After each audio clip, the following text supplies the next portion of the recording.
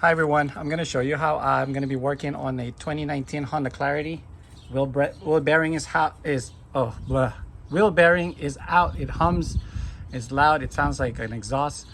I have a clip right over here if you want to hear it. Alright guys, this is a Honda Clarity 2019. It has this weird sound when you drive. This car is on a jack stand, so listen to this.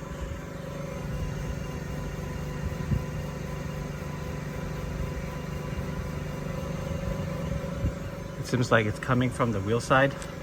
It actually vibrates. Actually, the resonance, it goes all the way to the cabin of the car. And the hybrid motor is right here.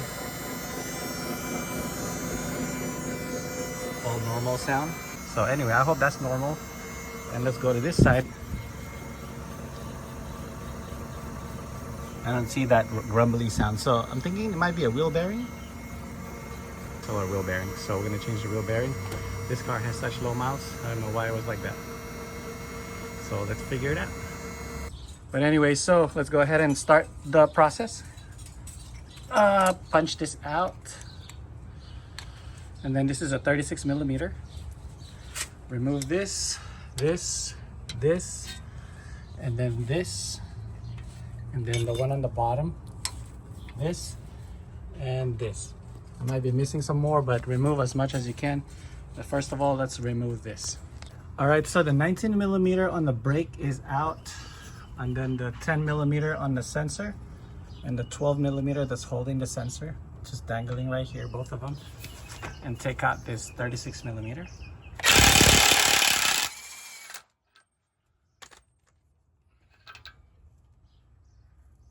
Good. And then remove this right here. All right, so the shocks right here. Loosen up the bolt on the ball joint. I mean the nut on the ball joint. Be careful not to tear this. I accidentally poked my boot. Anyway, yeah, make sure you protect and watch out for the boot. So I just kind of put a silicone on it. Hopefully it'll hold it. It's like a tiny little pinch. Sorry about the helicopter noise. So yeah, so make sure that, once again, remove this nut right here, and then the castle nut right here, and then hammer it. Okay, make sure you hammer it real good. This will pop off. Push this down and slide it on the side with the shock. See how the shock is moving? It's because you want to loosen the top bolt of the shock. Make sure it's still on it, okay? And that's about it, guys. Let's go ahead and remove the hub. This right here, actually. And then we'll push it out. As you can see, the bearing is out because there's some grease over here. And the grease is right here. That's probably why it's not good anymore. It should be dry, you know? All right, guys, if you have a press at home, this is one of the easiest way to take it out. So I did press the hub out. As you can see, this is the bearing right here that we're going to be replacing. There's a cotter pin right here. So I'm going to go ahead and remove the cotter pin, and I'm going to go ahead and press the whole bearing out. All right, make sure when you take this out, put a rag, that way it doesn't fly on your face. Go ahead and squeeze it. See how the lip is out? So I'm going to slowly move it around and remove it, because this one is not moving. It's probably stuck the top part. All right, so after you remove the cotter pin, just go ahead and press it slowly. Take your time. Don't rush this, because there's a lot of tons of pressure on this damn thing. And make sure you secure it so this thing doesn't slide out. Just take your time.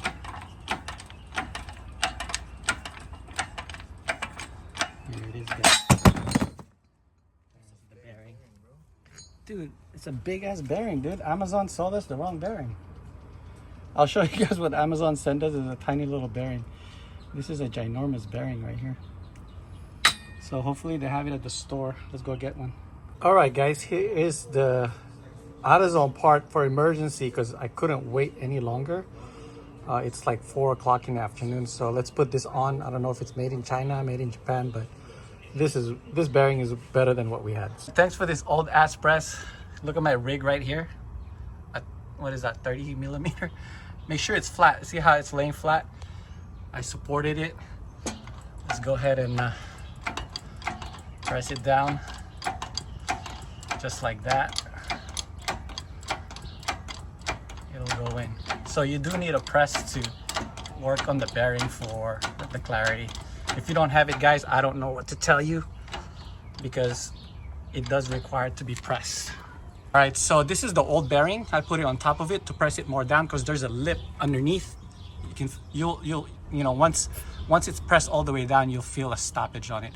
I think you can also use a the one that shapes like this, but I don't recommend it because it's very, I don't know, I don't use it. I just press because it's a lot easier for me to, you know, to push this thing down than the bearing clamp. So right now, as you can see, I'm pressing it with the other bearing. Goes in. I think that's it. Let me feel the back end a little bit more, a couple more millimeter. Dang, come on, baby. Let's see. Okay, yeah, that should sit.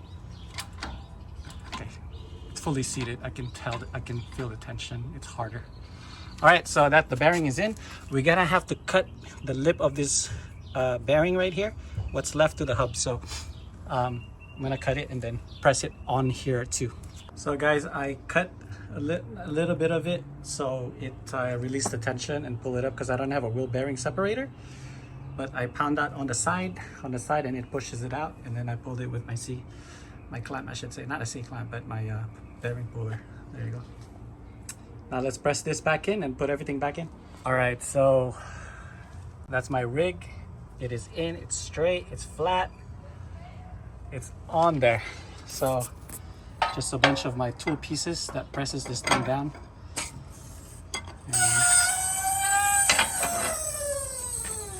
And everything is in. Guys, let me add on the video, make sure when you put your wheel bearing, this rubber piece, the magnet rollator, I don't know, I forgot what it's called, but this plastic right here, make sure it's facing the inside. This is a magnetic side. The silver part is on the outside, okay? So make sure, once again, this rubber piece looking thing, it needs to face the inside of the car, okay? All right, guys, so 80 foot-pounds-feet of torque. That's it. That's all you need to do. It's not 115. And everyone, just reverse order on all those stuff. Don't forget, make sure you double check your work. Everything is in. I'm done here. I'm gonna go test drive it. I hope. Oh, and when you put this on, you see how there's a dirty mark on it? I followed it because I think you can adjust the angle of your you know, your shocks. So first of all, you need to tighten this before you tighten the main nut right over on the bottom, right? You know, the clamp on the bottom right here, this nut right here. Tighten this first and then the bottom nut. All right, guys, God bless. I'll catch you in the next video on the clarity wheel bearing. That thing is pretty tough. God bless everyone. Subscribe, please. Catch you in the next video.